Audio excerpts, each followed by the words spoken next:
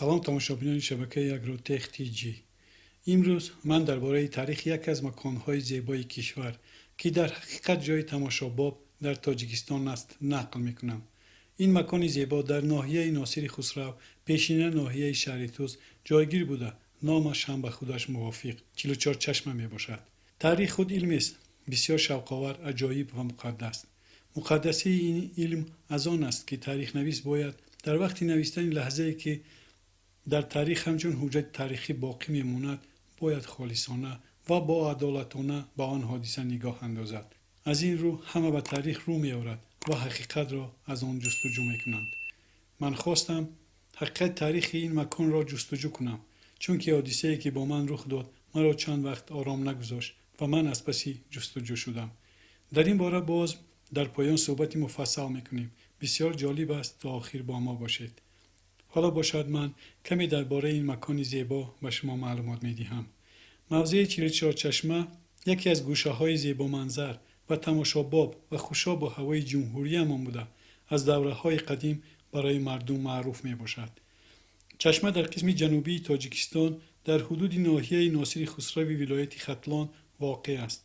از مرکز شهر دوشنبه تا 44 چشمه 230 کیلومتر و از مرکز ولایت 120 کیلومتر، از مرکز ناحیه خسرو باشد 7 کیلومتر دورتر جایگیر است.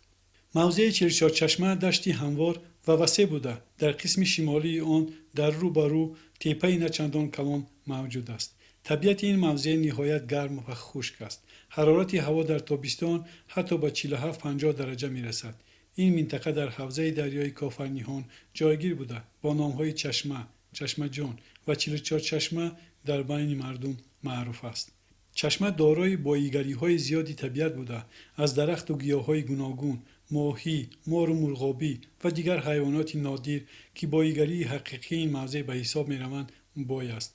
از سبب بسیار شفاف بودن آب، ماهی و مار چشمه در چشم بسیار خوب نمایان می‌باشد.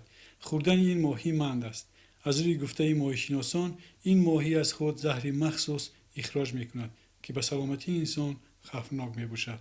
ولی مارهایش بی زهر و بی ضرر بوده تا حال به کسی زیان آورده است. این نمود ماهی در دو موضع ازبکستان، رورتب و سیراب نیز وجود داشتند، ولی این چشمه ها بسیار خرد بوده. مقدار ماهی ها نیز بسیار کم می باشند. ترکیب آب 44 چشمه از مینرال ها بای و در خود 16 نمود مینرال ها را دارا بوده برای ارگانیسم انسان فایده آور می باشد. در زیر آب در داخل چشمه ها بسیار علف های زیبا می روید که طبیعت اطراف را بسیار زیبا نموده اعصاب را آرامی می بخشد. در گرد اطراف چشمه درختان بسیار ساله از قبیل چهارمغز، زردآلو، ارچه، بید و غیره ها بسیار به چشم می خورند. عموما ما را می باید که برای حفظ این معجزه طبیعت تلاش کنیم که توانیم به مهمانانی که از دیگر کشورها برای تماشا می آیند نشان دهیم که مردمی با فرهنگ و قدیم این دیار هستیم. سال گذشته مرا اتفاق افتاد که با چند نفر مهمانان خارجی که از مملکت آلمان بودند به 44 چشمه به تماشا رویم. ما در وقت سفر به 44 چشمه از راه بیابان بسیار گرم می‌گذشتیم. هیچ باور نمی‌کردیم که به جایی می‌رسیم که برای تصویرش قلم عاجزی می‌کشد. ناگهان از بین بیابان موضعی از پیش برآمد که نمی‌دانم چطور به شما تصویر کنم. این را باید خود شما با چشم خود بینید. شما می‌توانید از نوارهایی که به ما دوستمان حبیب الله از کانال گالس میگرانت پیشکش کرده است لذت برید. وقتی که ما در موضع چشمه سیر می‌کردیم، دقت ما را اون تپه‌ای که در طرف شمال چشمه واقع بود جلب نبود و ما خواستیم که به تپه برآمده از آنجا این موضع گرد اطراف را تماشا کنیم. وقتی که ما به تپه برآمدیم در آنجا مزاری موجود بود که متولی آن مزار در آنجا در روی کت نشسته با مردم درباره تاریخ این چشمه نقل ها میکرد.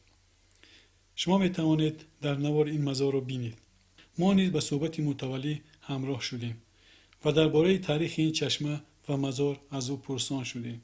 در گرد اطراف در این وقت آدمان بسیار نیز بودند و متولی نخل خود را سر کرد و گفت: این مزاری که شما میبینید این قبر بابای قمر بوده.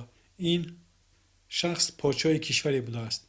برای قبول اسلام به نزد پیامبر اسلام می رود و خواهش میکند که اون نیز میخواهد اسلام را قبول کند و قبول هم میکند و میگوید که من از پادشاهی دست میکشم و میخواهم به اسلام خدمت کنم و سیسچی یعنی اسبان حضرت علی می شود. در وقت جنگ در این موضع او جان خود را از دست می دهد و حضرت علی در خواب می بیند که چراغی در این تپه سوخته ایستاده است و چشمه در پایان جاری می باشد. از خواب می خیزد و بابای قمر را در این تپه گور می کنند و از پایان چشمه پیدا می شود. کسی که فرزنددار شدنی باشد باید از این چشمه آب نوشد و سنگ با خود گرفته رود. وقتی فرزنددار شد باز گشته سنگ را آورده به جویش ماند. باز ما فهمیدیم که این روایت یگانه درباره پیدایش چشمه نیست. باز چند روایت دیگر هم بوده است که از این نه آنقدر فرق میکند. یعنی آنها هم یگان سرچشمه تاریخی ندارند. خلاصه چنین گپها. من روایت را کوتاه به شما نقل کردم. وقتی که ما از چشمه بیرون شدیم یک نفر از مهمانان که فارسی را نظم میدانست به مهمانان سخن متعالی را ترجمه کرد. وقتی که من پرسان شدم این نفر که تاریخ را نظم میدانسته است خندیده گفت که حضرت علی به این جایها تماما نآمده است. این متولی افسانه نقل کرد. در حقیقت متولی با چنان احساسات و باوری گپ میزد که به فکر کسی هم نمی آمد که راست میگوید یا نه. بعضی ها حتی قریب گریه هم کنند. بعد چند وقت من تاریخ را گفتم.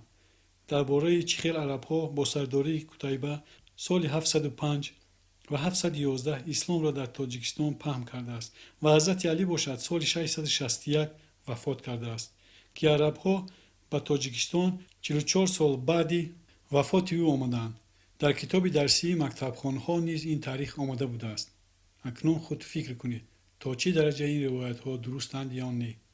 راستی با این نوار به عزت نفس کسی رسیدنی نیستم و به متولی این مکان و مزار کاری هم ندارم. بگذار آنها از من خفه نشوند. ولی در جمهوری امسال سال رشد سیاحی اعلان شده است. از هر گوشه دنیا و جمهوری مهمانانی بسیار به این مکان میآیند و حالا هم آماده ایستادند. باور کنید حساب ندارند. لیک تا که ما به مردم دروغ افسانه نقل میکنیم نمی شود که در این موضع های تاریخی آدمانی از تاریخ آگاه کار و فعالیت کنند تا که ما در پیش مهمانان سرخم و شرمنده نشویم.